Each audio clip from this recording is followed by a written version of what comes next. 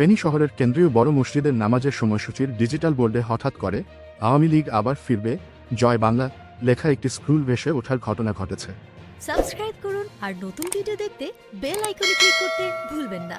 সোমবার দুপুরের দিকে এ ঘটনা ঘটে। মসজিদের বিলবোর্ডে এমন স্ক্রুল দেখে মুসল্লি ও স্থানীয়রা ক্ষুব্ধ হয়ে ওঠেন। সেখানে উত্তেজনাকর পরিস্থিতি তৈরি হয়। পরে ঘটনায় জড়িত থাকার সন্দেহে একজনকে আটক করে পুলিশের সোপর্দ করে স্থানীয় ছাত্র জনতা। প্রত্যক্ষদর্শী সূত্রে জানা যায়, সোমবার দুপুর 2টা থেকে সোয়া 3টা পর্যন্ত বড় মসজিদের ডিজিটাল বোর্ডে আওয়ামী লীগ আবার ফিরবে জয় বাংলা লেখা স্ক্রুলটি দেখা যায়। এটি দেখার পর স্থানীয় রাজনৈতিক নেতাকর্মী ও ছাত্র জনতা বড় মসজিদের সামনে অবস্থান নেন। খবর পেয়ে ঘটনাস্থলে আসেন জেলা বিএনপি আহ্বায়ক শেখ ফরিদ বাহার, যুগ্ম আহ্বায়ক অধ্যাপক এম এ খালেক, জেলা ছাত্রদলের যুগ্ম সম্পাদক শওকত আলী জুয়েল পাটোয়ারিসহ বিএনপি ও বৈষম্যবিরোধী ছাত্র আন্দোলনের প্রতিনিধিরা। পরে সেখানে বিভিন্ন স্লোগান দিয়ে বিক্ষোভ করেন তারা।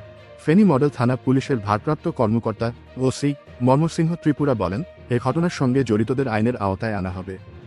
ধর্মীয় সম্প্রীতি ও শান্তি শৃঙ্খলা বজায় রাখতে আমরা সচেষ্ট রয়েছি।